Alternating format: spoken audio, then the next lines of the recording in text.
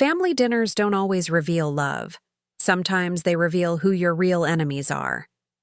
My name is Sarah Mitchell, and from wherever you're watching this, stay with me because I need to ask you, has your sister-in-law ever smiled at you while sharpening the knife she planned to stab you with? Because mine did, and what happened next changed everything I thought I knew about loyalty, family, and the price of staying silent. It was a Sunday in October, the kind of crisp autumn evening where the air smells like wood smoke and promises. The leaves outside my mother-in-law's dining room window had turned deep amber and scarlet, creating a backdrop that should have been peaceful, comforting even.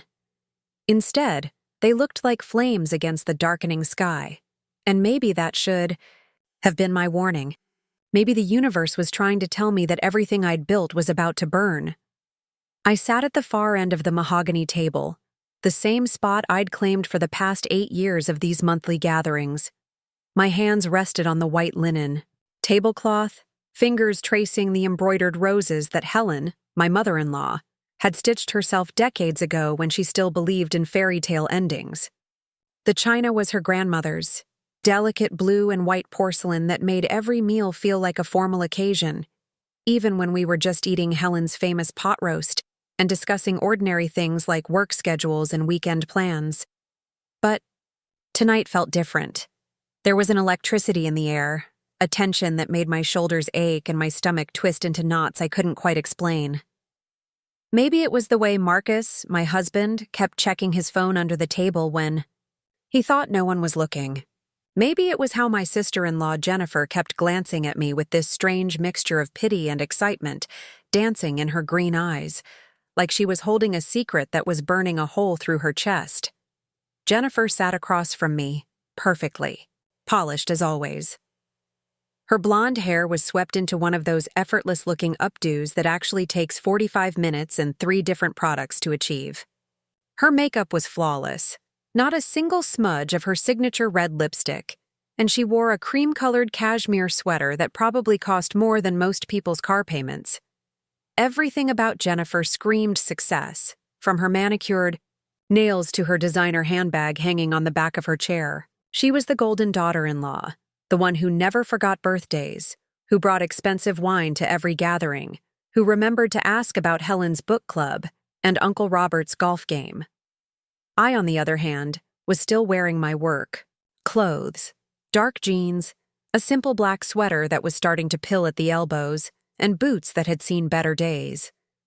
My hair was pulled back in a messy bun held together with a rubber band I'd found in my car's cup holder.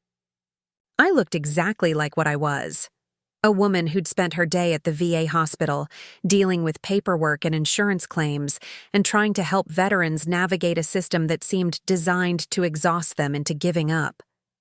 The conversation flowed around me like water around a stone.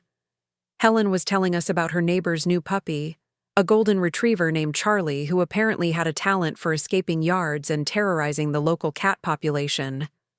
Robert, Helen's brother, was complaining about the construction on Highway 9 that had added 20 minutes to his commute. Jennifer's husband, David, was explaining some complicated investment strategy that involved cryptocurrency and made everyone's eyes glaze over except for Marcus, who nodded along like he understood every word. Preparing and narrating this type of story took us long efforts and hard work. So if you are enjoying the story, please consider subscribing to our channel. I half listened, my mind elsewhere, thinking about the veteran I'd spoken with that afternoon. Tommy Rodriguez, a 24-year-old, who'd lost his leg in Afghanistan and was now fighting the VA for disability benefits that should have been automatic.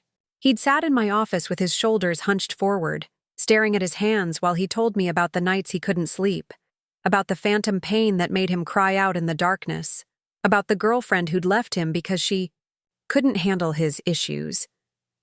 I'd filled out form after form, made phone call after phone call, fighting a bureaucracy that seemed determined to deny him the help he'd earned with his sacrifice. That's what I did every day. I fought for people who'd given everything for their country and gotten paperwork and delays in return.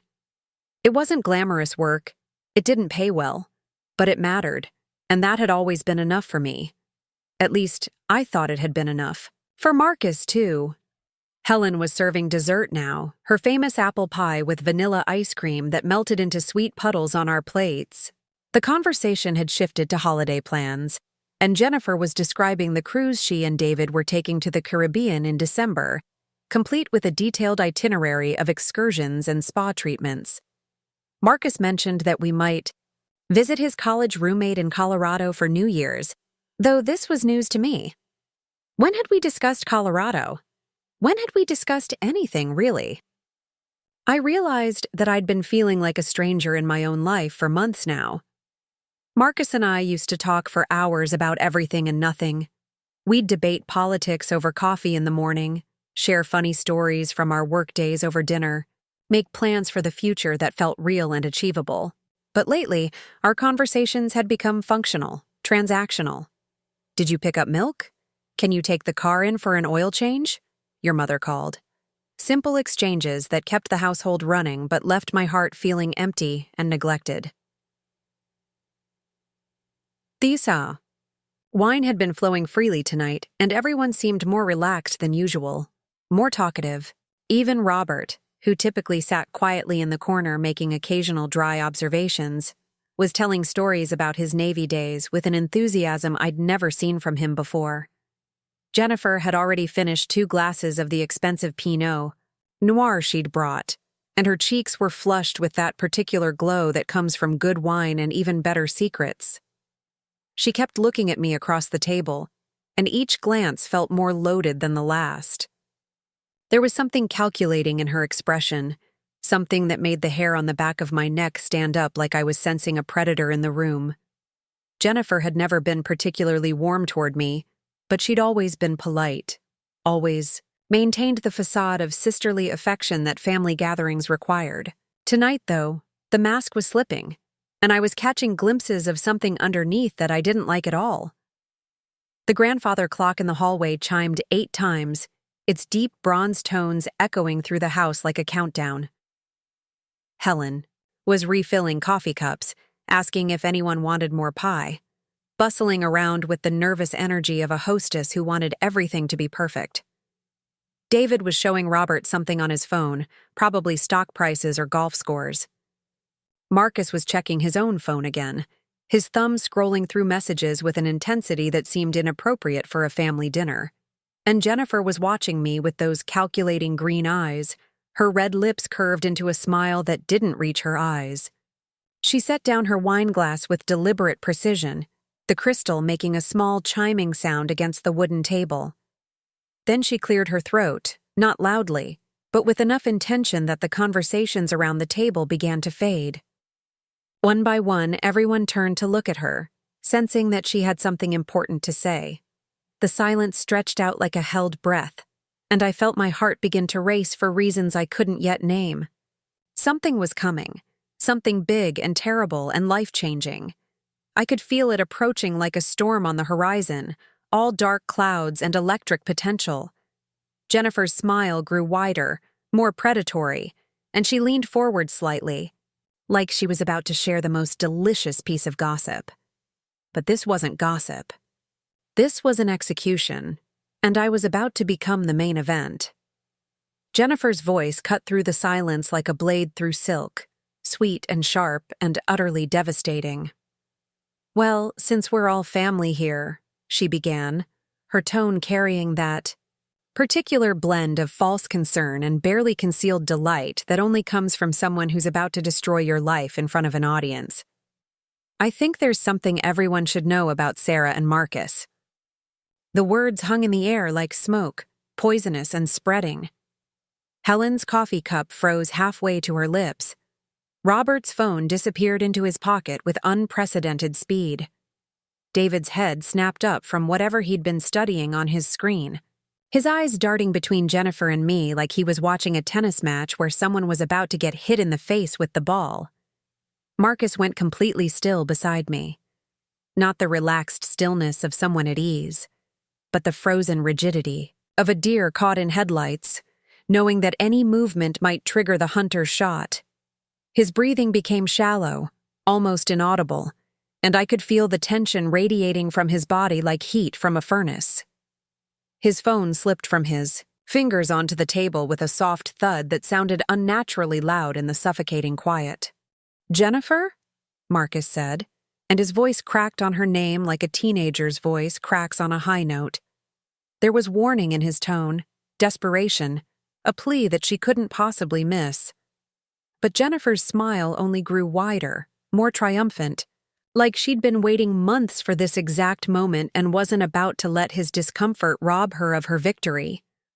"Oh, don't worry, Marcus," she said, waving her hand dismissively, her wedding ring catching the light from the chandelier above. "Us. It's not like it's a secret anymore. Half the neighborhood already knows." She turned her attention back to the table, to the captive audience of family members who were now leaning forward despite themselves, drawn to the promise of scandal, like moths to a flame. My hands had gone numb where they rested on the tablecloth. The embroidered roses beneath my fingertips felt rough and foreign, like I was touching them through thick gloves. Everything in the room seemed to have taken on a surreal quality, the colors too bright, the sounds too sharp.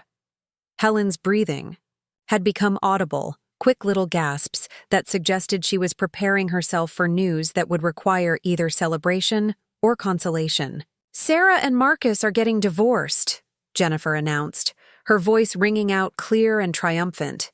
She said it the way someone might announce a pregnancy or a promotion, with that particular inflection that suggested she was the bearer of momentous news. "Apparently, it's been in the works for weeks now. Sarah's already met with a lawyer. Isn't that right, Sarah?" The room exploded into chaos, but a strange, muffled kind of chaos, like someone had wrapped all the sound in cotton. Helen's coffee cup hit the saucer with a sharp crack that made everyone jump. The delicate porcelain handle broke off in her grip, leaving her holding a useless curved fragment, while coffee spread across the white tablecloth like a brown stain on fresh snow. "What?" Helen's voice was barely a whisper, but it carried the weight of a woman whose world had just shifted on its axis. Her face had gone pale, making the rouge on her cheeks stand out like two bright circles painted on a porcelain doll. "Sarah? Marcus? Is this true?" Robert leaned back in his chair, his weathered face creasing into lines of concern and confusion. David's mouth had fallen open slightly, revealing teeth that were too white and too perfect, like he'd stepped out of a dental advertisement. He looked like he wanted to say something but couldn't figure out what words might be appropriate for a moment like this. Marcus's face had turned a mottled red that started at his collar and crept up his neck like spilled wine soaking into fabric. His hands were clenched into fists on the table, knuckles white with the effort of containing whatever emotions were battling inside him. When he spoke, his voice was tight with barely controlled anger, directed not at the news itself, but at the messenger who'd chosen to deliver it in the most public and humiliating way possible. "Jennifer, you had no right," he began, but she cut him off with another dismissive wave, clearly enjoying every second of the drama she'd unleashed. "Oh, please," she said, rolling her eyes theatrically. "Like you were actually going to tell them yourself. You've been putting it off for weeks. I just saved everyone the awkward conversation." She turned to me then, her green eyes glittering with malicious satisfaction. "Besides, Sarah doesn't seem surprised. Do you, Sarah? You look like you were expecting this." All eyes turned to me, and I felt like a specimen pinned to a board under a microscope. Helen's face was a map of heartbreak and confusion, her lips moving silently as if she were trying to form questions she didn't know how to ask. Robert had put down his fork and was studying me with the kind of intense focus he usually reserved for his crossword puzzles, like he was trying to solve the mystery of how his family had suddenly become strangers. The truth was, I hadn't been expecting this. Yes, Marcus and I had been having problems. Yes, there had been conversations about couples therapy and trial separations and all the careful euphemisms people use when they're trying to avoid saying the word divorce out loud. But to hear it announced like this, in front of his family, with all the ceremony of a wedding toast or a birthday surprise, Felt like being hit by a car I hadn't seen coming. "We've been having some difficulties," I managed to say, my voice sounding strange and distant to my own ears.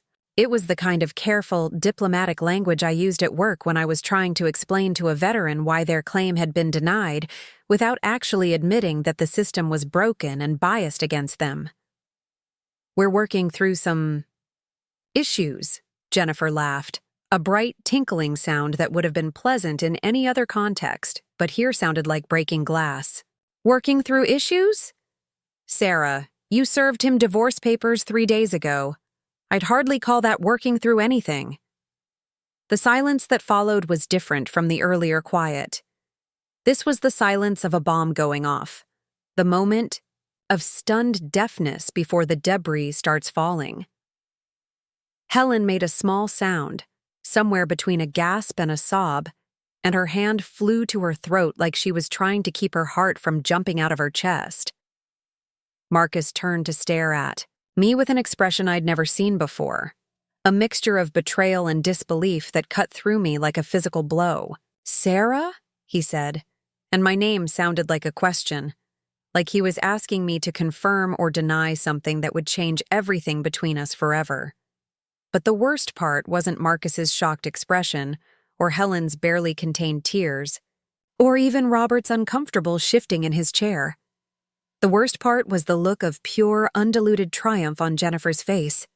She was savoring this moment like fine wine, rolling it around on her tongue and enjoying every note of pain and humiliation she'd managed to create with just a few carefully chosen words. She had orchestrated this entire scene, I realized. The family dinner, the wine, the casual conversation that had lulled everyone into a false sense of security before she dropped her bomb. This hadn't been a spontaneous revelation born of too much alcohol and loose lips. This had been planned, calculated, designed for maximum impact and maximum damage. "Jennifer," David said quietly, his voice carrying a note of warning that suggested even he thought his wife had gone too far. But Jennifer was beyond caring about his disapproval or anyone else's comfort. She was drunk on power and attention and the intoxicating rush that comes from being the center of a drama of your own making. "What?" she said, spreading her hands, innocently. "They're adults. They can handle a little honesty among family. Can't you, Sarah?" She fixed me with those glittering green eyes, and I saw something there that went beyond simple meanness. This was personal. This was revenge for some perceived slight I couldn't even remember committing. Helen pushed her chair back from the table with a scraping sound that set everyone's teeth on edge. "I think," she said, her voice shaking with emotion, "I need to clear these dishes." It was the kind of thing she always said when family gatherings got uncomfortable, her go-to excuse for escaping to the kitchen where she could process whatever drama had unfolded in her dining room. But before she could stand, before anyone could, move to help her or change the subject or do any of the things people do to smooth over family disasters, Jennifer spoke again. And this time, her words carried the weight of an executioner's axe. "Of course," she said, her voice dripping with false sympathy. "I suppose this means Sarah won't be getting any of the family inheritance now. Such a shame, after all these years of pretending to care about this family." The words hit me like ice water, but not because they hurt. They hit me because they revealed exactly who Jennifer really was beneath that perfect cashmere exterior. Everyone at the table was watching me, waiting for the explosion, waiting for the tears, waiting for me to crumble under the weight of public humiliation and family rejection. Jennifer's eyes were bright with anticipation, like a child waiting, to see fireworks burst in the night sky. But I didn't give her what she wanted. Instead, I did something that clearly surprised everyone, including myself. I reached for my water glass with steady hands and took a slow, deliberate sip. The crystal felt cool against my lips, grounding me, reminding me that I was still here, still breathing, still capable of choosing my response. I set the glass down, with the same careful precision Jennifer had used with her wine, the small clink of crystal against wood cutting through the charged silence. "Jennifer," I said, my voice calm and clear, carrying none of the emotion she'd expected to provoke. "I think you're confusing me with someone who ever wanted anything from this family except respect." The room temperature seemed to drop several degrees. Helen's hand froze where she'd been reaching for her broken coffee cup, her eyes wide with something that looked like surprise mixed with a grudging admiration. Robert's eyebrows rose toward his hairline, and David shifted uncomfortably in his chair, clearly recognizing that the dynamic had just shifted in a way he hadn't anticipated. Marcus was staring at me like he'd never seen me before, which was probably closer to the truth than either of us wanted to admit. We'd been married for 8 years, but somewhere along the way, we'd stopped really seeing each other. We'd become roommates sharing a mortgage and a last name, going through the motions of a relationship that had died so slowly, neither of us had noticed when it stopped breathing. Jennifer's perfect smile faltered slightly, like a mask that had slipped just enough to reveal the ugliness underneath. She'd expected me to fight back, to defend myself, to give her more ammunition for whatever game she was playing. My refusal to play along clearly frustrated her, but she recovered quickly, that red smile sliding back into place like a shield. "Oh, how noble," she said, her voice dripping with sarcasm. "The devoted wife who never wanted anything except respect. Tell me, Sarah, did you respect Marcus when you blindsided him with divorce papers?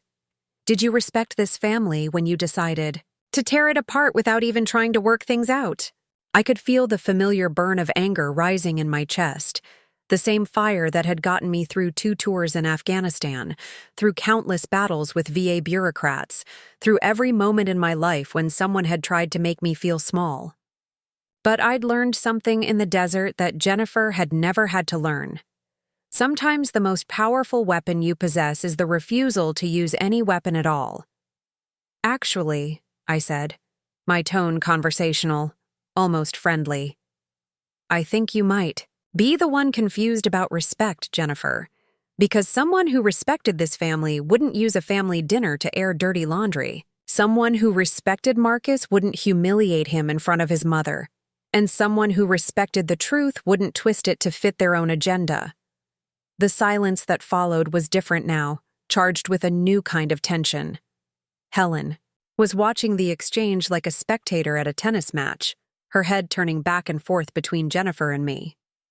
But there was something in her expression that hadn't been there before, a sharpness that suggested she was starting to see the dynamics at play more clearly.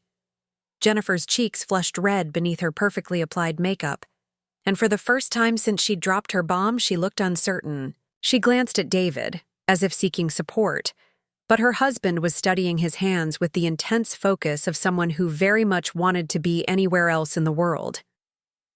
"I was trying to help," Jennifer said, but her voice lacked the conviction it had carried earlier. "You two have been living a lie for months. Everyone could see you were miserable. I just thought—" "You thought what?" I interrupted, and now there was steel in my voice, the kind of authority I'd learned to project when dealing with hostile witnesses or uncooperative officials. "You thought you'd take it upon yourself to manage our lives? You thought you had the right to make announcements about our marriage? Or did you think you'd get some kind of satisfaction from watching me fall apart in public?" Jennifer's mouth opened and closed like a fish gasping for air, but no words came out. For perhaps the first time in her adult life, she was speechless, caught between the lie she'd told herself about her motivations and the truth I'd just forced her to confront. Robert cleared his throat, a sound that cut through the tension like a blade. "Perhaps," he said in his quiet, measured way, "we should all take a step back. This is clearly a difficult situation for everyone involved." But I wasn't finished.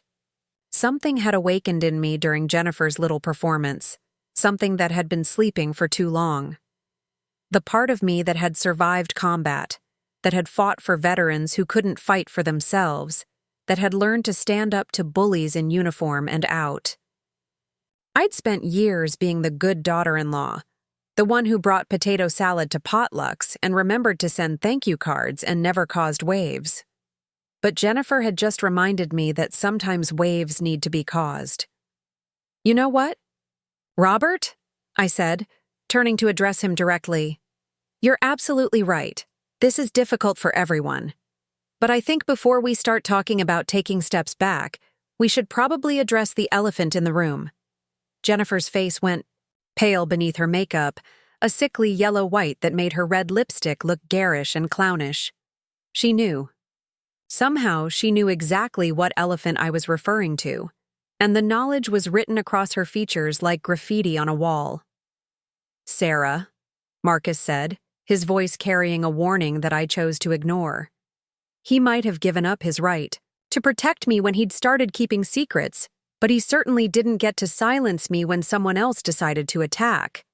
"No, Marcus," I said, my eyes still locked on Jennifer's increasingly panicked face.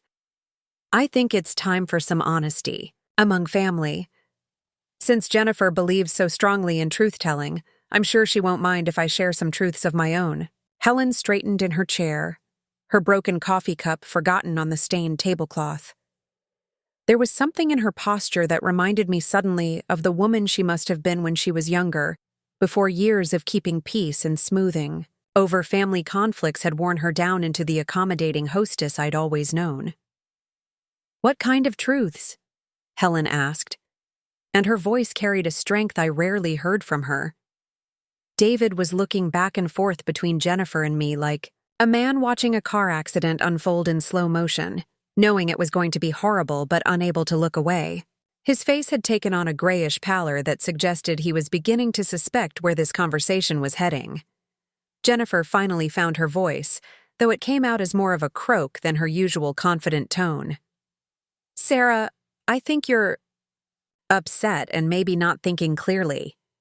Divorce is emotional, and sometimes people say things they don't mean when they're hurting. It was a good strategy, I had to admit. Paint me as the hysterical woman, the scorned wife lashing out in pain and confusion. Make everything I said suspect because of my emotional state. It was exactly the kind of manipulation I'd seen countless times in my work, the way systems tried to discredit people who threatened their comfortable lies. But I'd spent too many years learning to see through that particular tactic to fall for it now. "Oh, I'm thinking very clearly," I said, my voice steady as a rock. "Clearer than I have in months, actually. And I think everyone here deserves to know exactly why Marcus and I are having problems. Don't you think they deserve the whole truth, Jennifer? Not just the parts you've decided to share?" The grandfather clock in the hallway chose that moment to chime the half hour, its deep bronze notes echoing through the dining room like a countdown. 8:30. In 30 minutes, Jennifer had managed to detonate what she thought was my life. What she didn't realize was that she'd actually just handed me the detonator for her own. The pattern had been there for years, hidden beneath birthday parties and holiday gatherings, disguised as family loyalty and sisterly concern. Looking back, now, I could see it with perfect clarity, like a photograph finally coming into focus after years of blurry edges and uncertain shadows. Jennifer had been building to this moment for a long time, collecting ammunition, waiting for the perfect opportunity to destroy what she saw as my undeserved place in the Mitchell family hierarchy. It started small, the way these things always do. Little comments that could be brushed off as jokes or misunderstandings. "Oh, Sarah's so serious all the time, isn't she?" she'd say with a laugh at family gatherings, making it sound like a personality flaw rather than a character trait. "I don't know how you deal with all that intensity, Marcus." She'd deliver these observations with a smile that never quite reached her eyes, wrapped in enough humor that anyone who objected would look oversensitive. During my first deployment to Afghanistan, when Marcus and I had only been married 2 years, Jennifer appointed herself the family's emotional caretaker in my absence. She organized care packages that somehow never included anything I'd specifically requested. She planned welcome home, parties that centered around her vision of what a military homecoming should look like, not what I actually needed after months in a combat zone. When I came back quieter than I'd left, changed by experiences I couldn't easily explain to people who'd never heard incoming mortars or seen the aftermath of roadside bombs. Jennifer was the first to suggest that maybe I needed professional help. "It's nothing to be ashamed of," she'd told Marcus within my hearing, her voice pitched at that perfect level of concern that made disagreement seem ungrateful. "PTSD is very common among female soldiers. Maybe more common because they're not naturally suited for combat roles." She'd said it like she was sharing medical expertise rather than recycled prejudices. And when I'd tried to explain that I was processing normal adjustment issues, not suffering from a disorder, she'd nodded sympathetically and suggested I was probably in denial. The comments about my work came next. Veterans Affairs wasn't a real career, according to Jennifer's delicate implications. It was more like extended charity work, the kind of thing people did when they couldn't handle the competitive demands of the private sector. "It's so sweet that you want to help those people," she'd say. The phrase "those people" carrying just enough distance to make it clear she saw veterans as fundamentally different from normal humans. "But don't you think it's depressing? Being around all that sadness and trauma all the time?" When I'd try to explain that helping veterans navigate the system they'd earned access to through their service wasn't charity but justice, Jennifer would nod with the patience of someone humoring a child's naive idealism. Of course. It's wonderful that you care so much. I just worry about you burning out, that's all. Marcus deserves a wife who can leave her work at the office, don't you think?" She was particularly gifted at making her attacks look like concern for Marcus's well-being.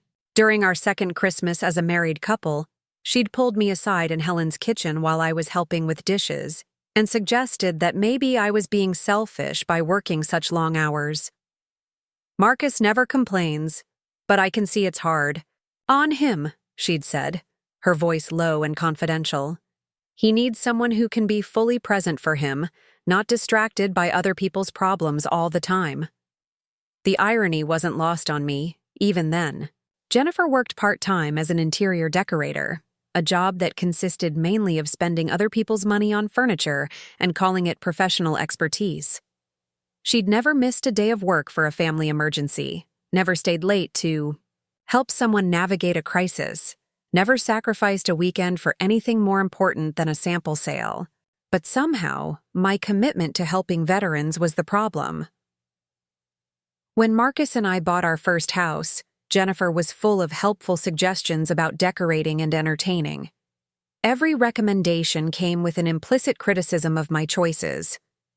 The living room furniture I'd picked was very practical, but maybe a little stark for family gatherings. The kitchen color scheme was interesting, though it might make it hard to host dinner parties. She offered to help me register for china patterns that would be more appropriate for someone in Marcus's position. I'd grown up in a military family, where function mattered more than form, where a comfortable couch was better than a pretty one, where dinner parties meant grilling burgers in the backyard rather than coordinating place settings with seasonal centerpieces. Jennifer came from a world where appearances were everything, where the right silverware pattern could elevate your social status, and the wrong wall color could mark you as someone who didn't understand how these things worked. The criticism escalated when Marcus got his promotion to senior analyst at the investment firm. Suddenly, according to Jennifer, my professional wardrobe wasn't sophisticated enough for company parties. My conversation skills weren't polished enough for client dinners. My background wasn't impressive enough for the social circles Marcus was entering. She never said these things directly to me, of course. Instead, she'd mentioned to Helen that she was worried Marcus might be held back professionally by association. She'd suggest to David that maybe someone should talk to me about professional development opportunities. She'd wonder aloud to anyone who'd listen whether I really understood the demands of being married to an ambitious man. The fertility comments started in year 4 of our marriage. Jennifer had gotten pregnant with her first child within 6 months of her wedding, and she wore her reproductive success like a badge of honor. "Any news on the baby front?" became her standard greeting at family gatherings, delivered with the kind of bright expectancy that made saying no feel like admitting failure. When I'd explain that Marcus and I were waiting until we felt financially ready, she'd nod with exaggerated understanding and suggest that maybe I was overthinking things. Sometimes women in high-stress careers have trouble conceiving, she'd say, as if she were sharing cutting-edge medical research rather than recycled gossip. All that pressure can really affect your hormones. Maybe if you took some time off work to focus on relaxation. The implication was always clear. My career was somehow preventing me from fulfilling my primary biological function, and until I corrected this priority problem, I'd remain inadequate as a wife. When her second child arrived 2 years later, followed by a third 2 years after that, Jennifer's status as the perfect daughter-in-law was cemented. She could produce grandchildren, host elaborate birthday parties, coordinate holiday traditions, and make everything look effortless while doing it. Meanwhile, I was still working full-time at the VA, still coming home tired and sometimes frustrated, still failing to provide Helen with the grandchildren she politely never mentioned, but clearly wanted. The comments about my appearance became more frequent as Jennifer's confidence grew. My hair was very low maintenance, which sounded like a compliment until you realized it meant unfeminine. My makeup routine was refreshingly natural, which meant insufficient. My clothing choices were so practical, which meant unstylish. She'd offer to take me shopping, to introduce me to her hairdresser, to share the name of the salon where she got her nails done. All generous offers that came with the underlying message that I needed fixing.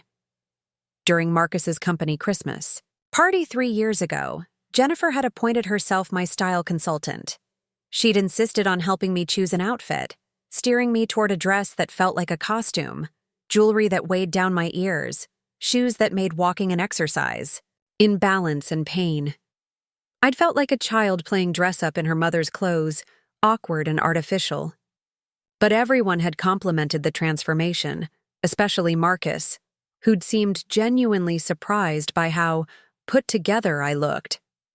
That night, watching Jennifer work the room with her effortless charm, watching her remember everyone's names, and ask about their children and compliment the wives on their accessories, I'd realized something that should have been obvious years earlier. This wasn't just about personal preferences or different styles of femininity. This was about territory. Jennifer had claimed the role of perfect Mitchell family daughter-in-law, and my very existence threatened that claim. Every day I stayed married to Marcus was another day she had to share her throne. The attack tonight hadn't been spontaneous. It had been inevitable. The moment that shattered everything came 3 months ago, on a Tuesday that started like any other Tuesday in my carefully compartmentalized life. I was running late for work, juggling a travel mug of coffee and my overstuffed briefcase while trying to remember if I'd locked the back door. The morning sun was streaming through our kitchen windows, highlighting the dust motes that danced in the air like tiny golden snowflakes, and Marcus was already gone to his early meeting with potential investors. I'd forgotten my lunch on the counter, something that happened more often than I cared to admit in the chaos of our increasingly disconnected morning routines. I drove back home irritated with myself, mentally calculating whether I had time to grab the sandwich and still make it to my 9 o'clock appointment with Mrs. Chen, a Gold Star mother whose son had died in Iraq and who was still fighting for survivor benefits 5 years later. The house was supposed to be empty. Marcus's car wasn't in the driveway, and I'd seen him leave myself, briefcase in hand, talking on his phone about quarterly projections and market volatility.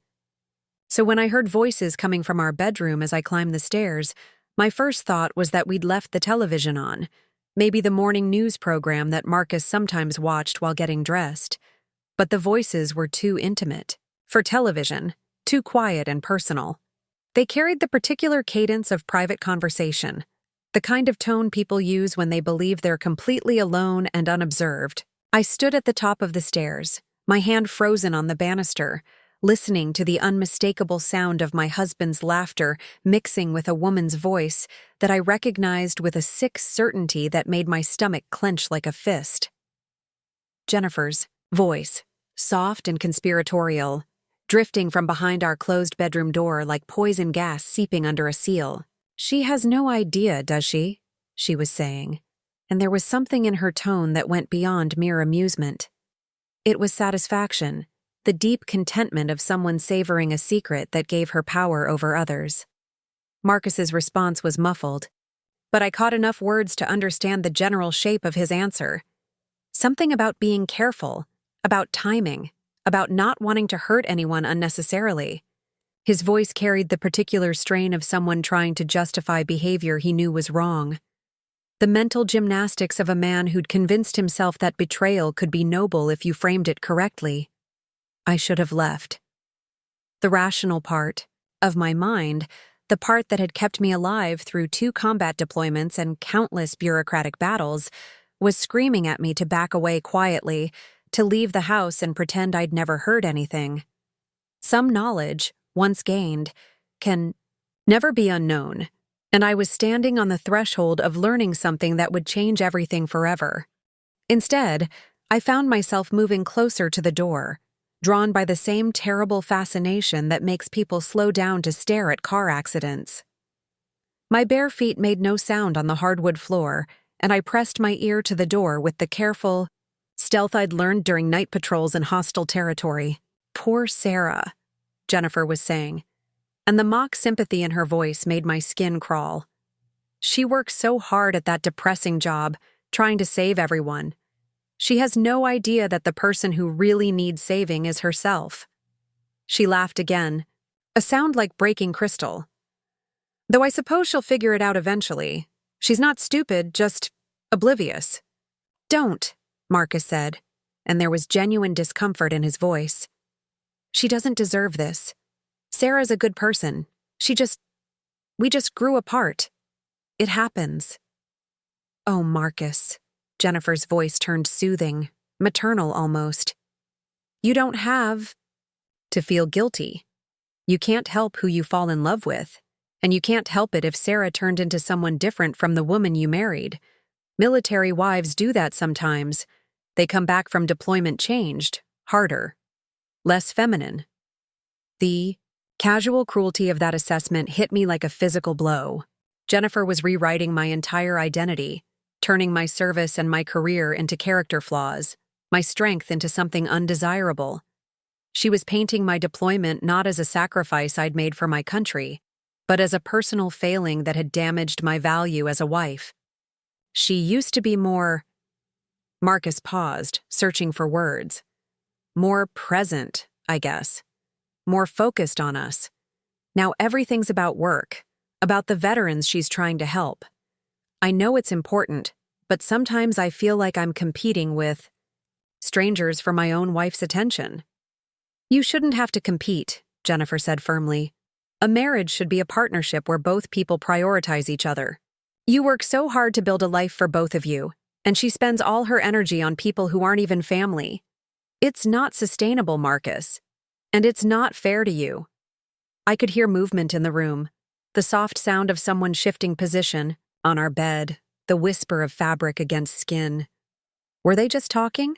The rational part of my mind hoped desperately that this was just an emotional affair, just conversations and confessions that hadn't yet crossed the line into physical betrayal.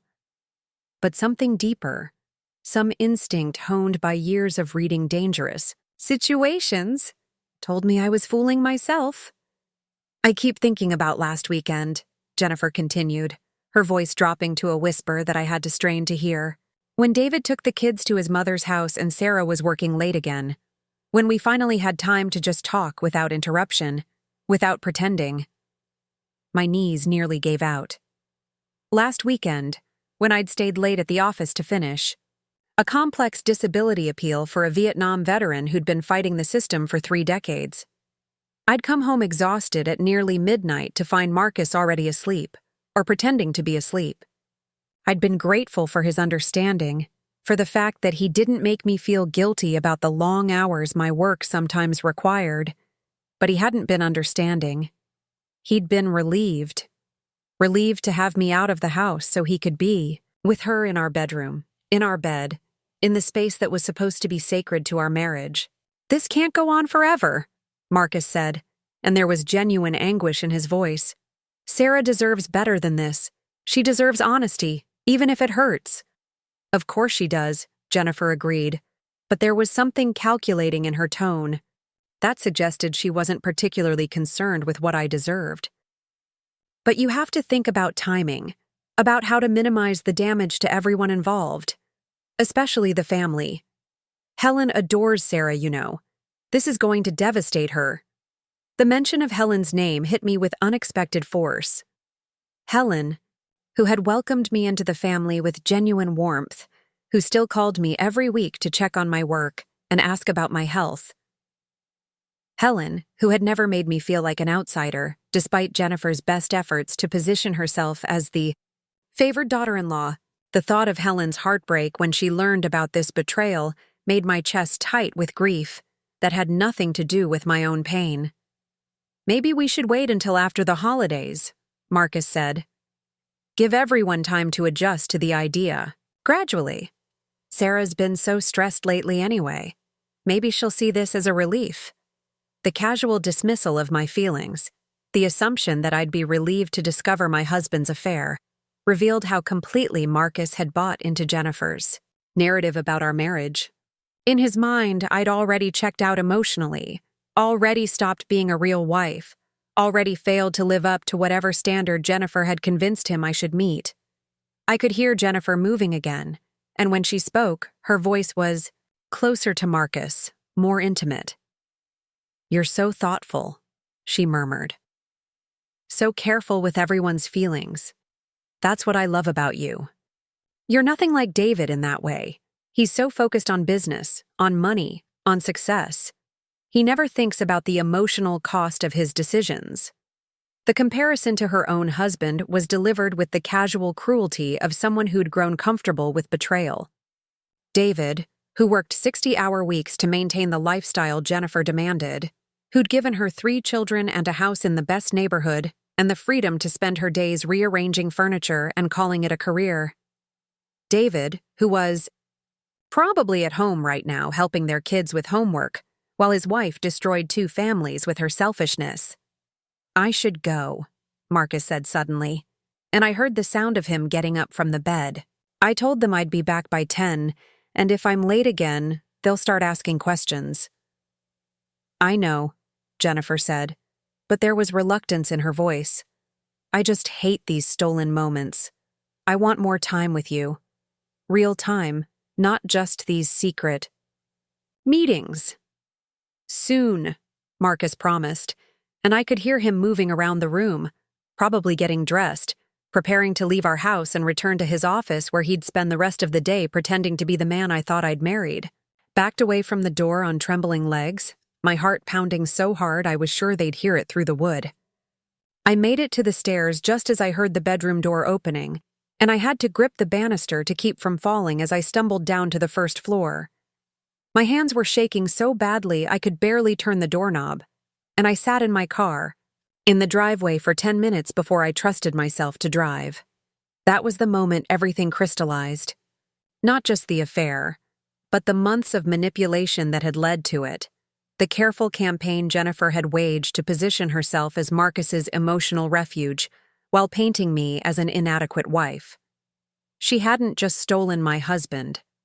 She'd convinced him that he deserved better than what I was offering, that I'd somehow failed him by being exactly who I'd always been.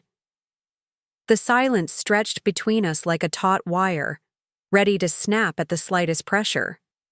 Jennifer's face had gone from triumphant to pale in the space of a heartbeat, and I could see the exact moment when she realized that her carefully orchestrated destruction of my life was about to become her own undoing.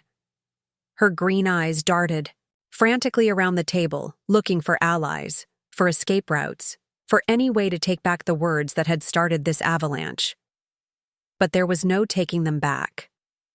She'd opened this door, and now she was going to have to walk through it with the rest of us.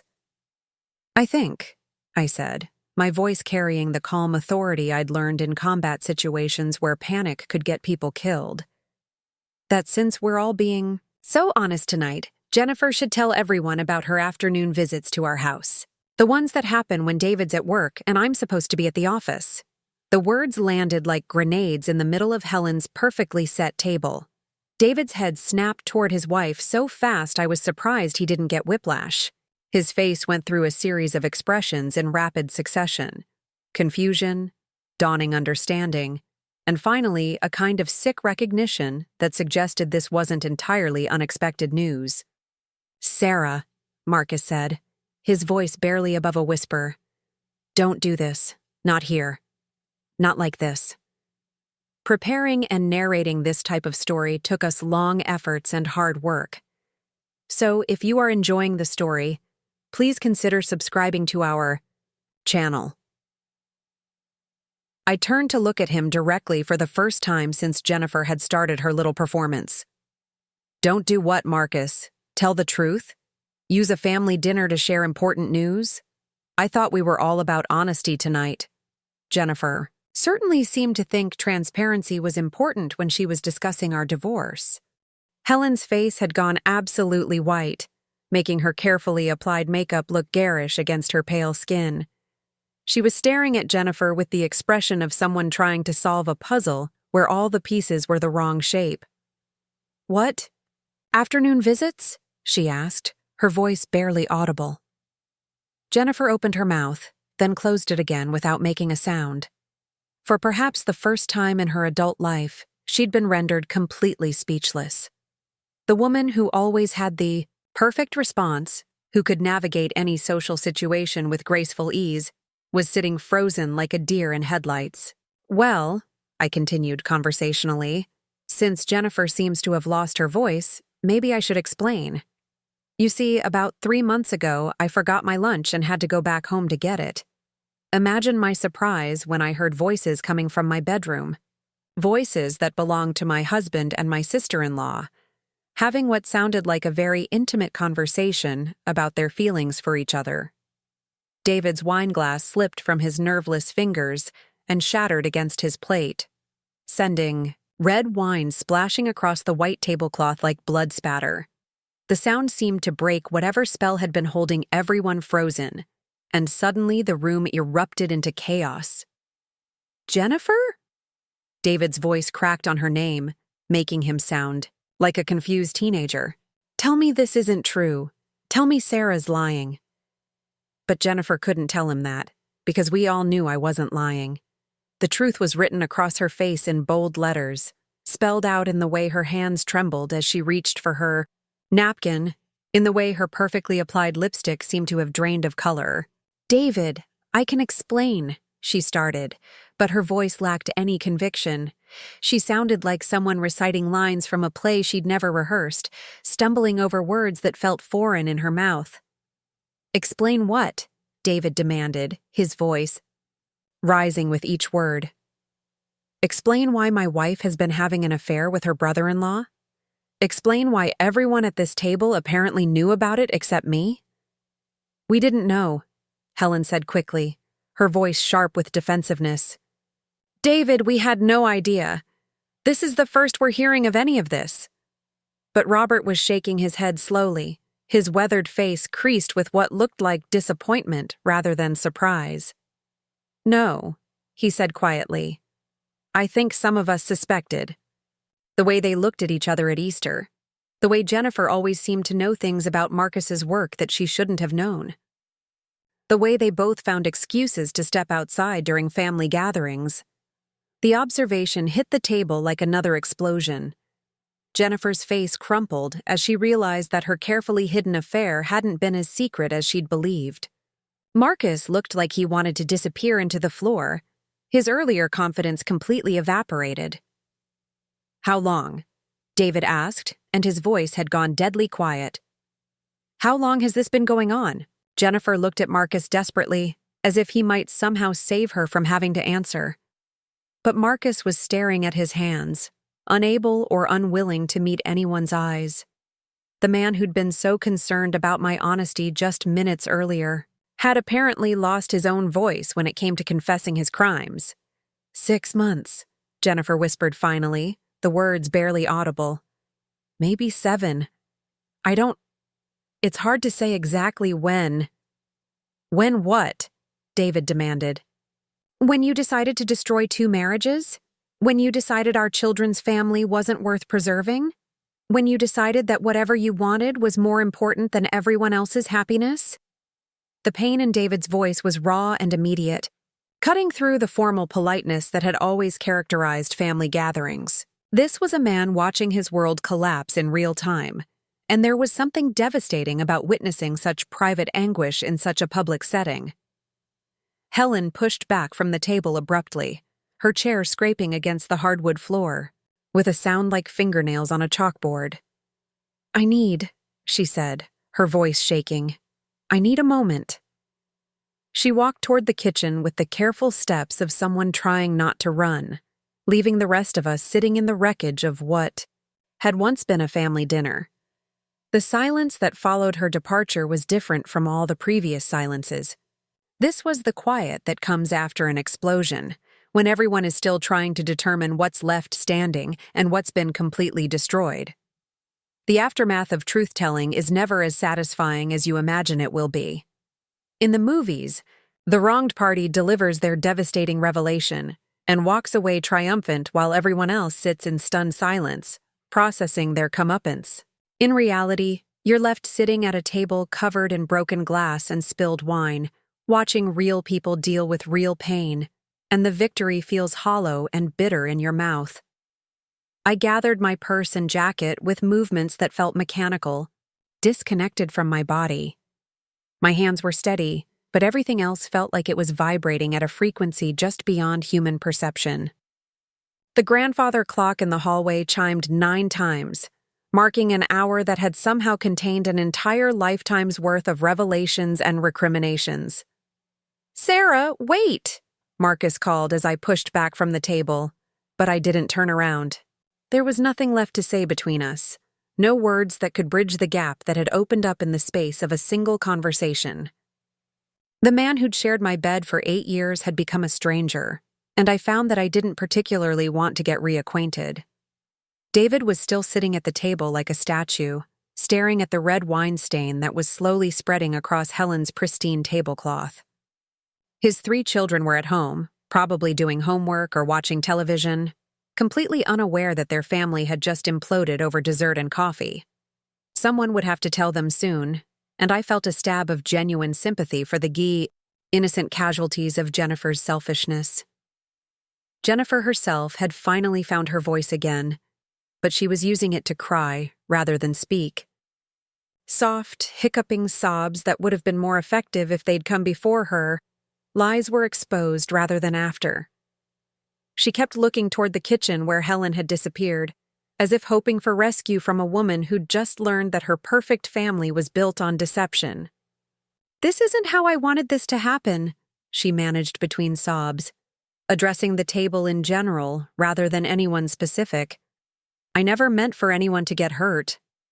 Robert's snort of derision cut through her tears like a knife. "Didn't mean for anyone to get hurt?"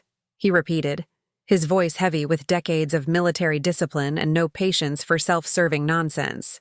"You've been having an affair with your sister-in-law's husband for months. What exactly did you think was going to happen? That everyone would just be delighted for you?" I paused at the dining room doorway, my hand resting on the frame that had seen so many family celebrations over the years. Birthday parties where Helen had fussed over perfectly frosted cakes. Christmas mornings where wrapping paper had covered this same floor like colorful snow. Easter dinners where the conversation had centered on vacation plans and work promotions and all the comfortable mundanities of a family that believed in its own permanence. All of that was over now. Not just for Marcus and me, but for all of them. David and Jennifer's children would spend the rest of their lives navigating the complicated aftermath of their parents' divorce. Helen would have to choose between her sons, or find some way to maintain relationships with both while pretending she didn't know about their betrayal. The family gatherings would become exercises in careful choreography, with everyone working to avoid topics that might trigger painful memories. "I need to check on Helen," I said, though I wasn't sure why I felt responsible for comforting a woman who was no longer technically my mother-in-law. Maybe it was because she was the only innocent person in this entire mess. Or maybe it was because walking away without saying goodbye felt too much like abandoning someone who'd never abandoned me. I found her in the kitchen, standing at the sink with her back to the door. Her shoulders were shaking slightly, and there was something about her posture that reminded me of a tree trying to stay upright in a hurricane. She'd taken off her pearl necklace and placed it carefully on the counter beside the sink, as if the weight of it had become too much to bear. "Helen," I said softly, not wanting to startle her. She turned around slowly, and I was shocked to see that she wasn't crying. Her eyes were dry and bright, with something that looked more like anger than grief. "I should have seen it," she said, her voice steady and clear. All those times Jennifer found excuses to stop by when Marcus was here, all those family gatherings where they seemed to have private jokes, I told myself I was imagining things. "It's not your fault," I said, meaning it. They were careful to hide it. And even if you had suspected something, what were you supposed to do? Accuse your daughter-in-law of having an affair based on a feeling? Helen shook her head, her gray hair catching the overhead light. "I could have talked to you. I could have asked if everything was all right between you and Marcus. Instead, I chose to mind my own business and look where it got us." The regret in her voice was painful to hear. Helen had spent her entire adult life trying to be the perfect mother and mother-in-law, the one who never interfered or caused problems, who smoothed over conflicts rather than creating them. Now she was blaming herself for not being more intrusive, more suspicious, more willing to risk family harmony for the sake of truth. "You couldn't have prevented this," I told her firmly. "Jennifer and Marcus made their choices. They're adults, and they knew exactly what they were doing and who they were hurting." Helen nodded, but I could see she wasn't entirely convinced. "What will you do now?" she asked. It was a good question, and I realized I didn't have a complete answer. The divorce papers I'd served Marcus with 3 days earlier had been filed, more out of exhaustion than anger, a legal formality to end a marriage that had already died without either of us officially acknowledging its death.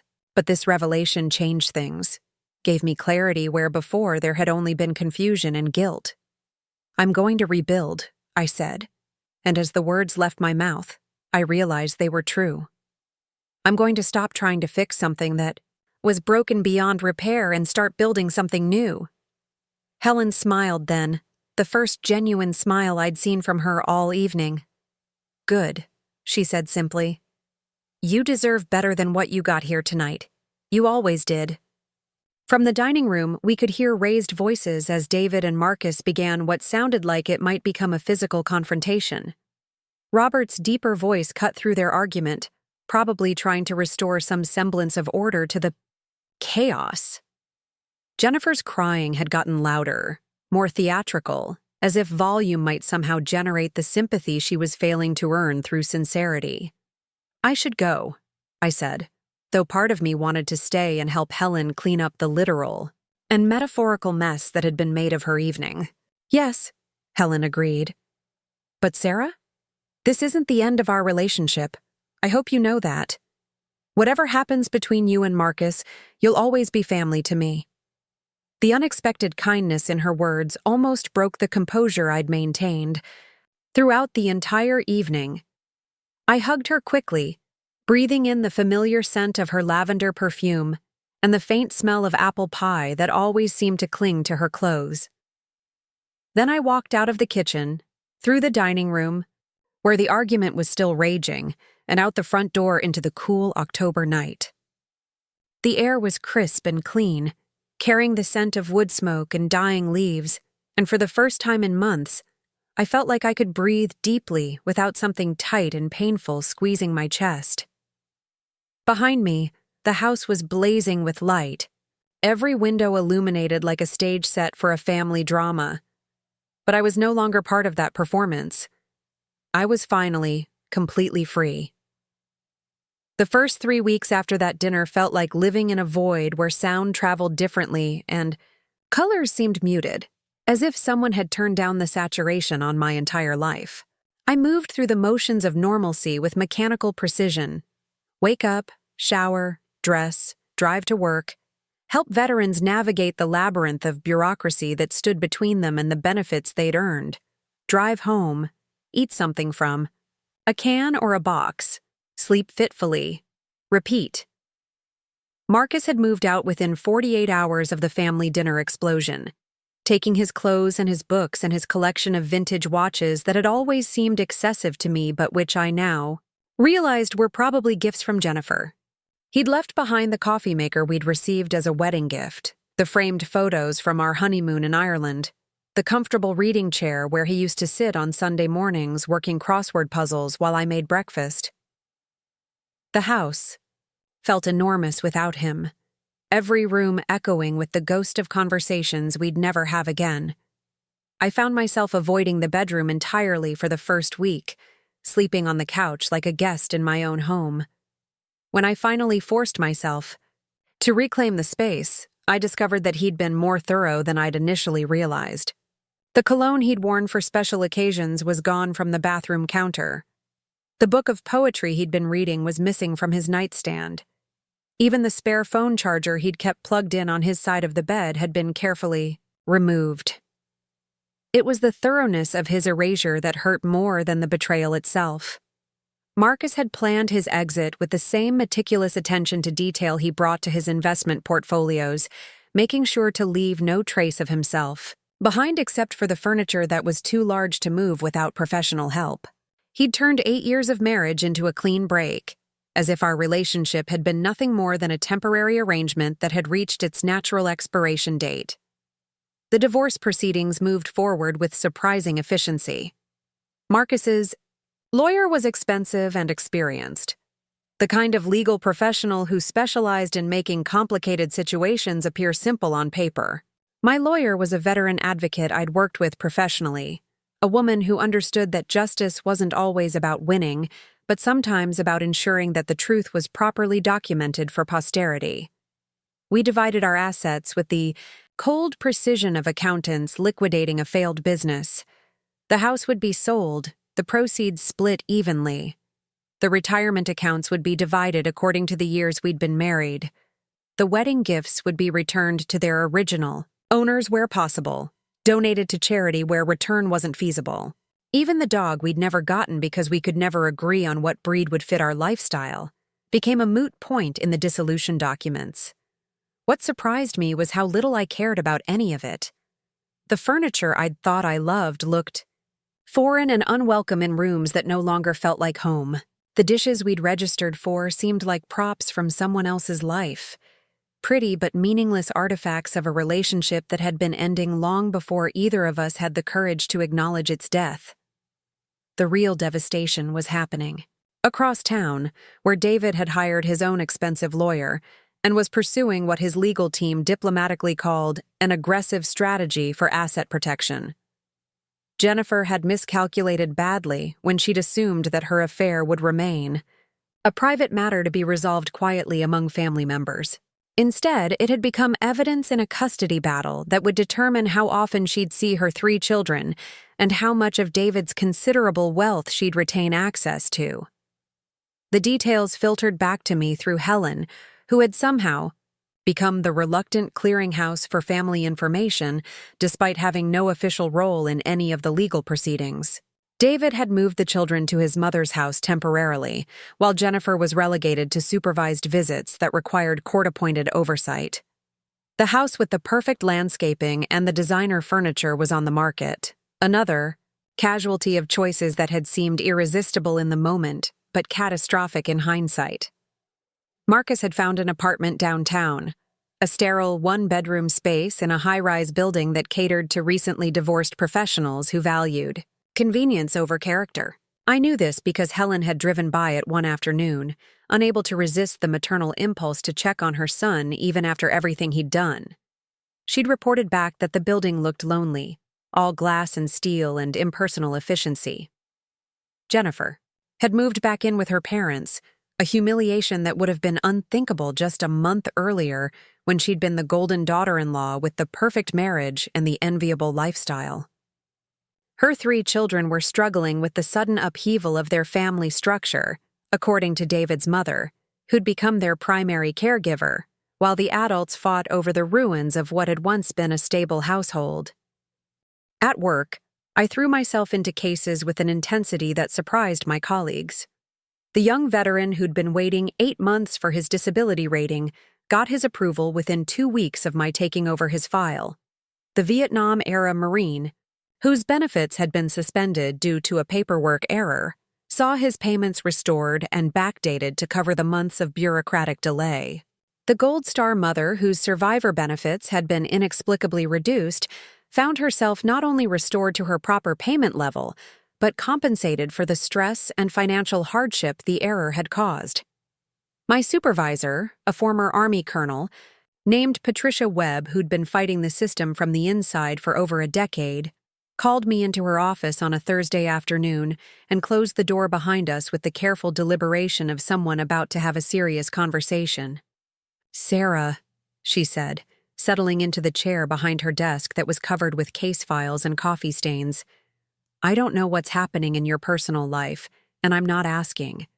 But whatever it is has turned you into the most effective advocate this office has seen in years. 3 different families have called to specifically thank you for your work this month. That's unprecedented."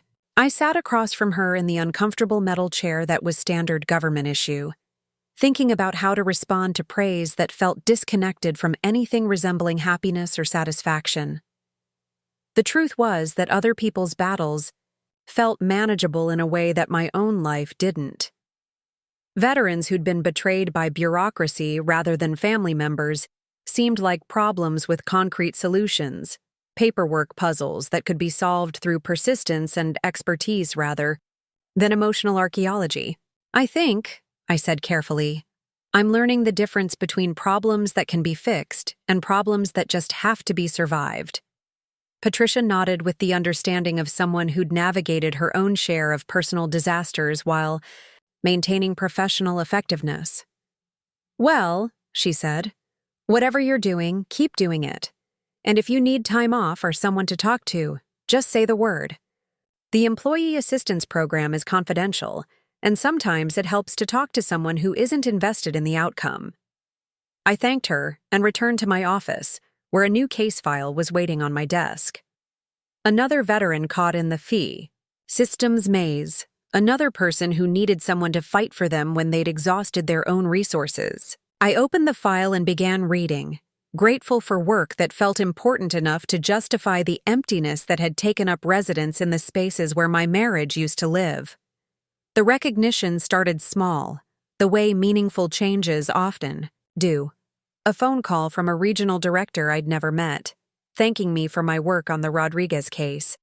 An email from a veterans advocacy group asking if I'd be willing to speak at their monthly meeting about navigating disability appeals. A brief mention in the VA newsletter highlighting our office's improved success rate on complex cases, with my name specifically cited as a contributing factor. I almost dismissed these acknowledgments as routine professional courtesy, the kind of empty praise that gets distributed when supervisors need to justify their own existence to higher-ups. But then Patricia called me into her office again, this time with a printout of an email that had arrived from the regional headquarters in Atlanta. "They want to nominate you for the Secretary's Award for Excellence," she said, her voice carrying a mixture of pride and disbelief. "Do you understand what that means? This award goes to maybe 5 people nationwide each year. It's not just recognition for good work, Sarah. It's acknowledgement that you're operating at a level that sets the standard for everyone else." The Secretary's Award for Excellence. I'd heard of it, of course, but always as something that happened to other people. Career VA employees who'd spent decades building reputations and political connections. Not someone like me, who'd stumbled into veterans advocacy almost by accident and had only been doing the work for 5 years. "There's more," Patricia continued, sliding another document across her desk. "The American Legion wants to feature you in their quarterly magazine. Apparently, word about your success rate has reached their national office, and they're doing a series on VA employees who are making a real difference." I stared at the letter, reading the same paragraphs multiple times as if repetition might make the content feel more real. The American Legion had nearly 2 million members, veterans from every conflict since World War II. Their magazine reached families, advocates, politicians, and policymakers across the country. To be featured in their pages meant having my work validated by the very people I dedicated my career to serving. "I don't understand," I said finally. "I'm just doing my job. The same job dozens of other advocates do every day." Patricia leaned back in her chair, studying me with the expression of someone trying to solve a puzzle. "Sarah, in the past 2 months, you've successfully appealed 17 disability rating denials. The office average is 3 per month. You've reduced the average processing time for new claims in your caseload by 40%. You've gotten 4 veterans approved for benefits that had been denied for over a year before their cases reached your desk." The numbers felt abstract, disconnected from the daily reality of sitting across from veterans who'd been ground down by bureaucratic indifference. Each case had been a person with a story, a life interrupted by service and further complicated by a system that seemed designed to exhaust them into giving up. I'd approached each file not as a statistic to be improved, but as a human being who deserved better than what they'd received. "Mrs. Chen got her survivor benefits," I said, thinking about the Gold Star mother who'd cried in my office when I'd called to tell her the good news. "Tommy Rodriguez doesn't have to choose between paying rent and buying groceries while he waits for his disability rating. These aren't numbers on a spreadsheet. They're people who were being failed by a system that owes them better." "Exactly," Patricia said, her voice carrying the satisfaction of someone whose point had just been proven. "That's what makes you different. Most advocates see cases. You see people. And apparently the results speak for themselves." The American Legion interview took place on a Tuesday afternoon in their regional office, a building that felt more like a museum than a workplace. The walls were covered with photographs spanning decades of American military history, from grainy black and white images of World War II veterans to crisp digital photos of recent returnees from Iraq and Afghanistan. The interviewer was a Vietnam veteran named James Morrison, who'd been advocating for veterans' rights since before I was born. "Tell me about your approach," he said, his voice carrying the particular cadence of someone who'd learned to listen carefully and speak deliberately. "What do you do differently that's producing these results?" I found myself talking about something I'd never articulated before, the philosophy that had developed organically through years of watching good people get lost in bureaucratic mazes. "I think the system fails veterans because it treats their service as a historical fact, rather than an ongoing relationship," I said. "These men and women didn't just serve their country in the past, they're still serving every day by trusting that the promises made to them will be kept. When we deny their claims or delay their benefits, we're not just failing individual cases. We're breaking faith with people who've already given more than most of us ever will." Morrison nodded, making notes in a leather portfolio that looked like it had seen decades of similar conversations. "You're a veteran yourself," he said. "Does that change how you approach this work?" The question took me by surprise, forcing me to examine assumptions I'd never questioned.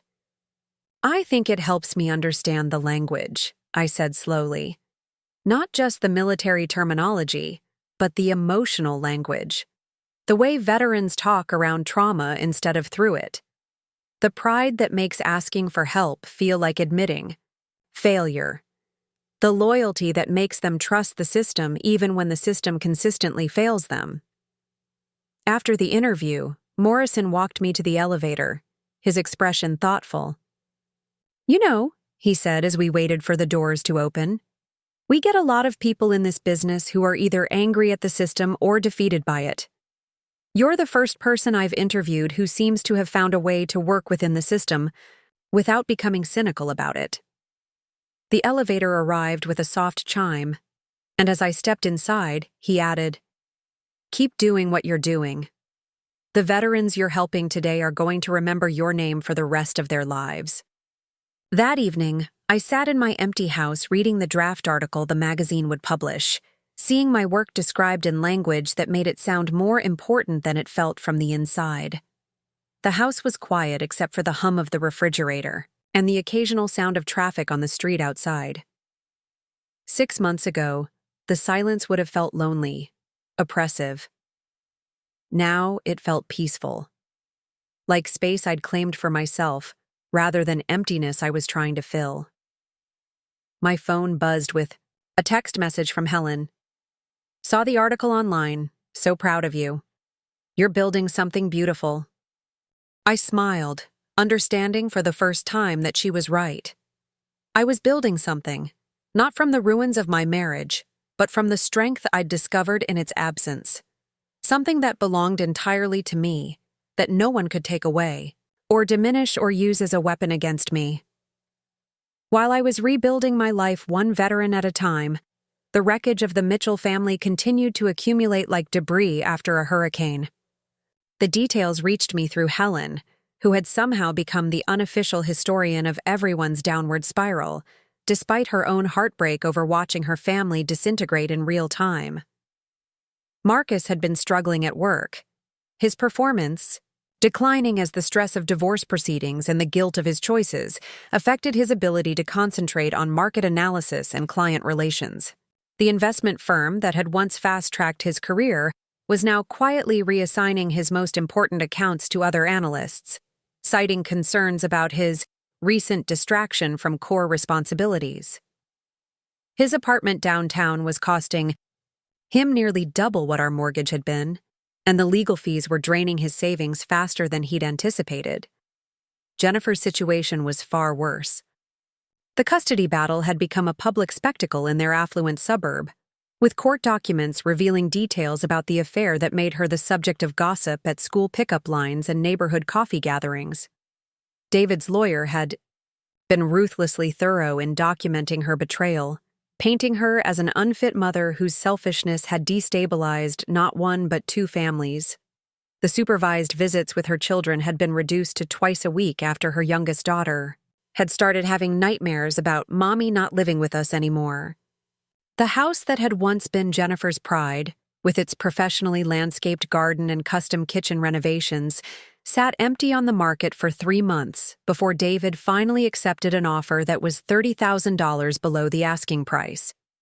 Jennifer's parents, who had initially welcomed their daughter back with sympathy and support, were now openly frustrated with the financial burden she'd become and the social embarrassment her scandal had brought to their own carefully maintained reputation in the community. But the most devastating blow came when David's mother, who had been caring for the 3 children during the worst of the legal proceedings, was diagnosed with early-stage dementia. The woman who had stepped in as a stable caregiver for her grandchildren was no longer capable of providing the consistent care they needed, leaving David scrambling to find alternative arrangements while maintaining his demanding work schedule. "He's talking about moving back to his hometown in Ohio," Helen told me during one of our weekly coffee meetings, a tradition we'd maintained despite the dissolution of my marriage to her son. "His sister lives there, and she's offered to help with the children. But it would mean taking them away from everything they've ever known, away from their friends, their schools, their mother." The irony wasn't lost on either of us. Jennifer's affair had been motivated partly by her dissatisfaction with what she saw as David's boring, predictable life. Now her children faced the prospect of being uprooted from their comfortable suburban existence and relocated to a small Midwestern town where their father's family could provide the stability their mother had destroyed. Marcus had attempted to reach out to me several times, leaving voicemails that started with apologies and ended with requests for meetings to discuss our situation like mature adults.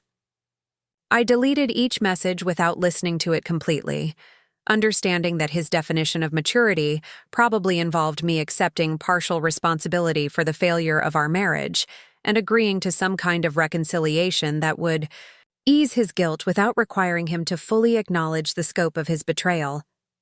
The one time he'd shown up at my workplace, Patricia had intercepted him in the lobby and informed him that harassment of federal employees was a crime that could result in criminal charges. He'd left without seeing me, but not before Patricia had gotten a good look at him and formed her own opinions about his character. "Entitled," was her assessment when she told me about the encounter. "The kind of man who thinks charm can substitute for accountability. I've seen his type before in the military. They expect other people to clean up their messes because they've never had to face real consequences for their choices." Jennifer had made her own attempts at contact, sending a lengthy email that was equal parts self-justification and plea for forgiveness. She'd written about the complicated emotions that had led to the affair, the impossible situation she'd found herself in, and the deep regret she felt about the pain everyone was experiencing. The email was a masterpiece of passive voice construction, full of things that had happened rather than choices she had made, problems that had developed rather than damage she had caused. I'd read it once, saved it to a folder labeled Evidence, and never opened it again. The email told me everything I needed to know about Jennifer's character.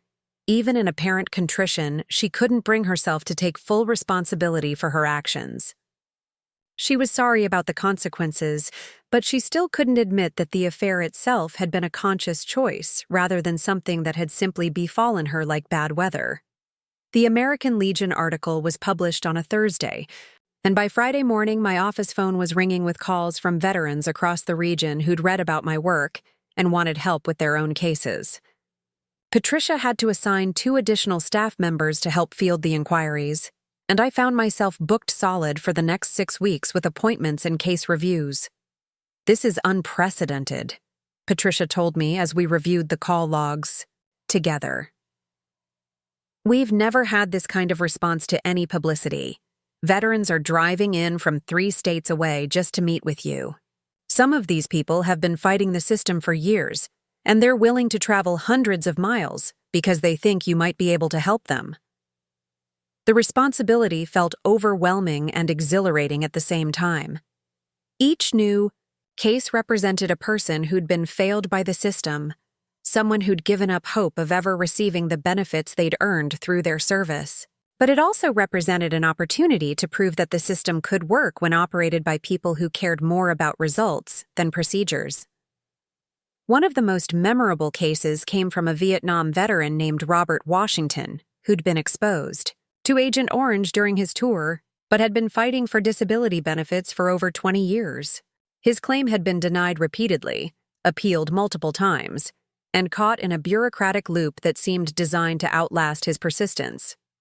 He was 72 years old, suffering from multiple health problems linked to his chemical exposure, and running out of time to see justice done. "I read about you in the magazine," he told me during our first meeting, his voice carrying the particular weariness of someone who'd been disappointed too many times to fully believe in hope. "My daughter said I should try one more time. She thinks you might be different from all the others who made promises they couldn't keep." I spent 3 weeks on his case, tracking down medical records that had been misfiled, locating documentation of his unit's exposure to chemical agents, and building a comprehensive appeal that left no room for bureaucratic evasion. When his benefits were approved and backdated to cover the 20 years of delays, he called me crying. "I never thought I'd live to see this day," he said through tears that I could hear even over the phone connection. "My wife died 5 years ago, still believing the government would do right by us eventually. I wish she could have seen this." The phone call came on a Tuesday morning in late spring, almost a year after that dinner table explosion had reshaped all our lives. I was reviewing a complex case involving a female veteran whose military sexual trauma claim had been denied 3 times when my office line rang with a number I didn't recognize. The voice on the other end was familiar but strained, carrying the particular tension of someone making a call they'd rehearsed but never wanted to make. "Sarah? It's David Mitchell. I hope it's okay that I'm calling you." I set down the case file I'd been reading, surprised by the contact, but not entirely shocked. Helen had mentioned that David was struggling with single parenthood, while trying to maintain his career and manage the ongoing legal complications of his divorce. The move to Ohio had fallen through when his sister's husband had been transferred to Germany for his job, leaving David without the family support system he'd been counting on. "It's fine, David," I said, keeping my voice neutral and professional. "What can I do for you?" There was a long pause, filled with the sound of traffic and what might have been children playing in the background. "I need advice," he said finally. "Not legal advice, just practical advice. From someone who's been through this. The divorce, I mean. The whole process of rebuilding after everything falls apart." The request caught me off guard, partly because David and I had never been particularly close even during family gatherings, and partly because seeking advice from his ex-wife's former sister-in-law seemed like an unusual choice even under the best circumstances. But there was genuine desperation in his voice, the sound of a man who'd exhausted his other options and was reaching out to anyone who might understand what he was going through. "Where are you?" I asked, noting the background noise that suggested he wasn't calling from his office. "Playground," he said with a bitter laugh.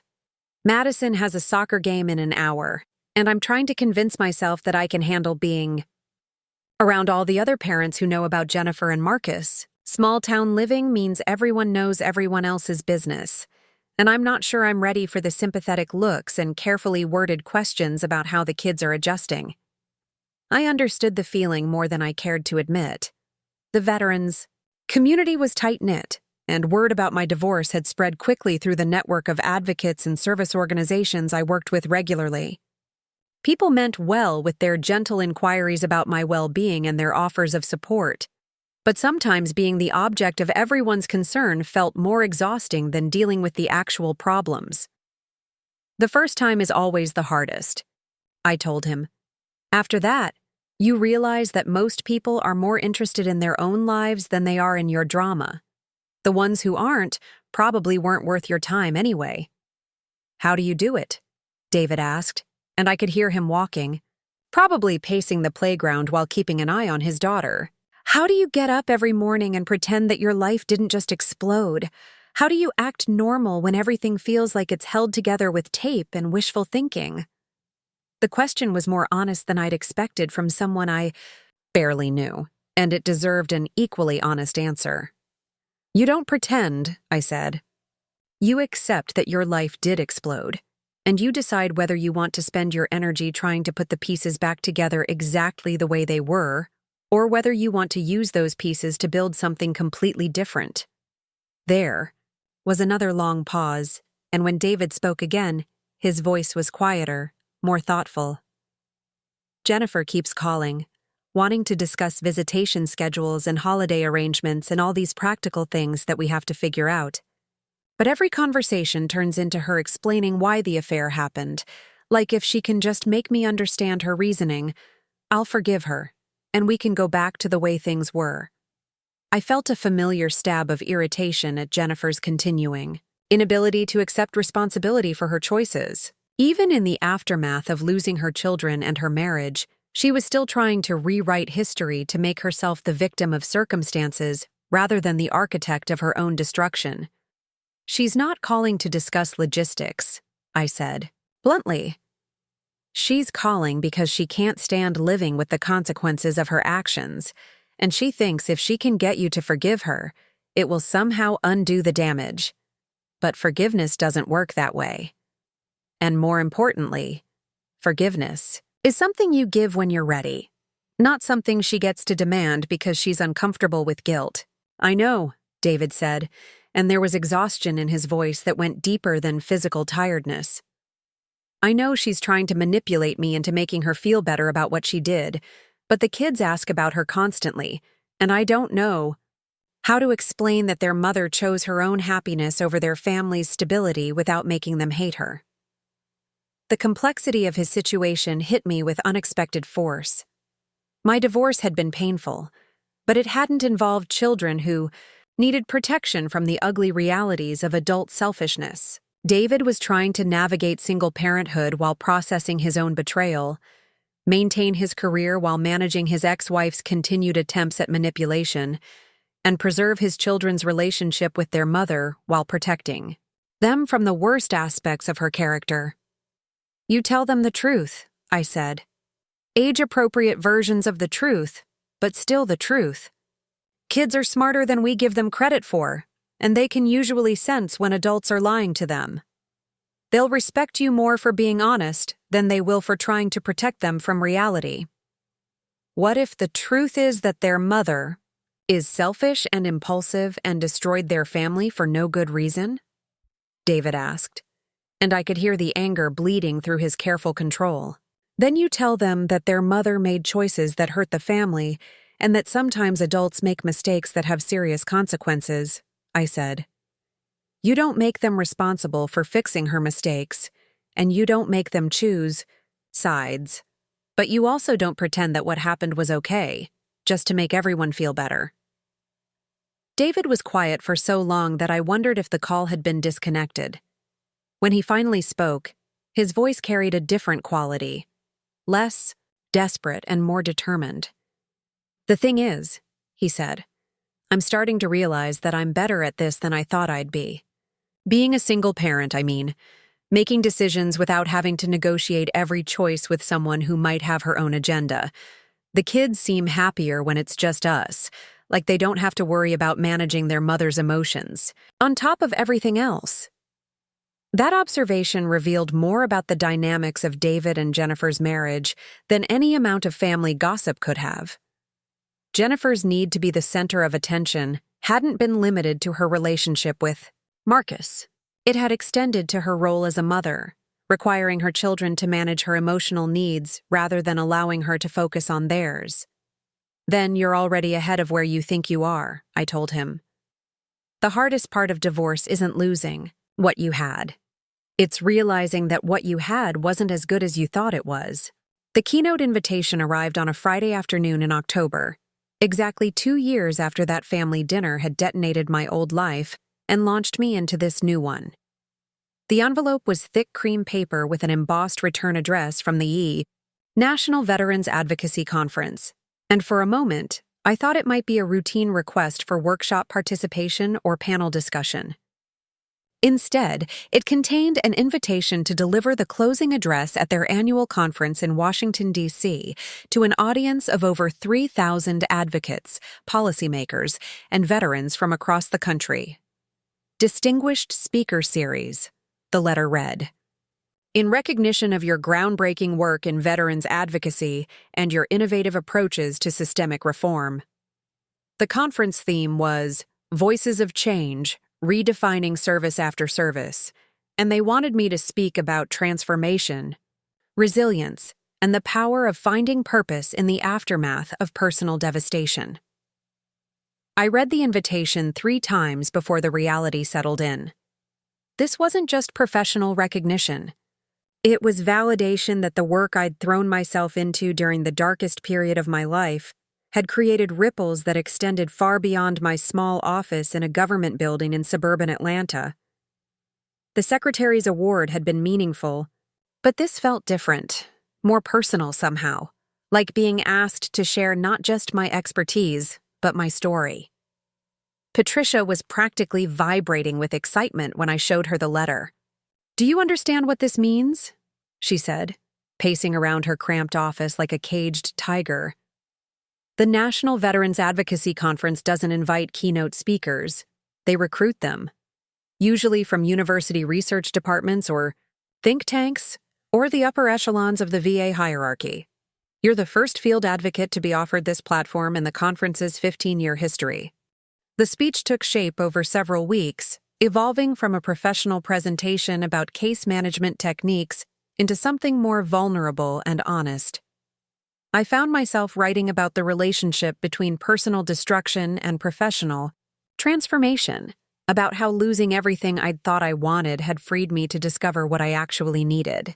The draft felt too intimate at first, too much like therapy disguised as public speaking, but each revision brought it closer to something that felt true rather than safe. The conference was held at a hotel near the Capitol building, one of those massive structures designed to accommodate thousands of people while somehow making each individual feel simultaneously important and insignificant. I arrived early to test the audio equipment and walk the stage. a habit I'd developed after watching too many presentations derailed by technical difficulties or unfamiliar surroundings. The ballroom was enormous, with round tables stretching back so far that the people in the rear looked like figures in a landscape painting. The lighting was warm and professional, designed to make speakers feel confident and audiences feel engaged. A banner across the back wall displayed the conference theme in bold letters, and smaller screens throughout the room would project my slides to ensure everyone could see the presentation, regardless of their seating. Helen had driven up from Georgia to attend, sitting in the front section with the VIP guests and family members. She'd become one of my strongest supporters over the past 2 years, attending every local speaking engagement and helping me practice presentations in her living room while she served coffee and offered gentle suggestions about pacing and emphasis. Her presence in the audience felt like having an anchor in a sea of strangers, a reminder that family could be chosen rather than inherited. The introduction was delivered by the conference chair, a Vietnam veteran named General Patricia Morgan, who'd transitioned from military service to veterans advocacy with the same precision and dedication she'd brought to her Army career. She spoke about the evolution of veterans services, the ongoing challenges facing men and women returning from combat, and the need for advocates who understood that bureaucracy could be either a tool for justice or a weapon against the vulnerable. "Our closing speaker tonight," General Morgan said, her voice carrying clearly through the sound system, "represents the best of what's possible when passion meets expertise, when personal experience informs professional practice, and when someone decides that their own pain can become a source of healing for others." Sarah Mitchell has revolutionized veterans advocacy in the Southeast region, but more importantly, she's reminded all of us that service doesn't end when you take off the uniform. Sometimes it's just beginning. I walked to the podium through sustained applause, feeling simultaneously nervous and calm, prepared and spontaneous. The speech began with statistics about veterans' suicide rates and disability claim denials, hard numbers that established the scope of the problems we faced as a community.